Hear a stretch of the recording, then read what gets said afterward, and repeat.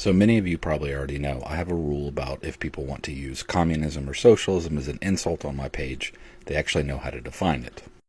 And this comment right here in this entire thread is the reason why. Because this comment was left on my video about people using my videos and that I allow it for non-profit reasons. And this person, since they think that I'm a communist, believes that I should be okay with other people taking my labor and exploiting it for their own profit. And as I said in the video, I'm okay with somebody putting my video up, and if they're in the creator fund and they make a few cents or dollars off of it, that's okay. But the problem that they have is the part where I said, I don't want someone taking it and using it for a for-profit purpose, such as advertising a product or a service with it. As in a business taking my work and exploiting it for their own profit.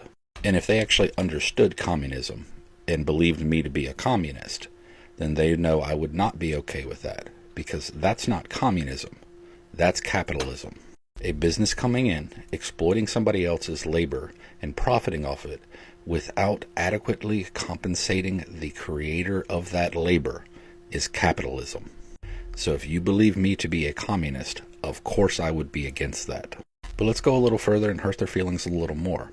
At no point on my platform have I said that I'm a communist or a socialist. For one simple reason. I'm neither. Now don't get me wrong, that doesn't mean I'm a capitalist though. I have three basic things that I want out of an economy. No one should be hungry, no one should be homeless, and no one should die from not receiving medical treatment simply because they can't afford it. And as long as the economic model gets me to those three things, I'm okay with it. And the reason I say I'm not a communist, a socialist, or a capitalist is because, to be honest, I do not know which economic system will get us to accomplish those three things that I want. A smart person knows what they don't know. And that's one of the things I don't know.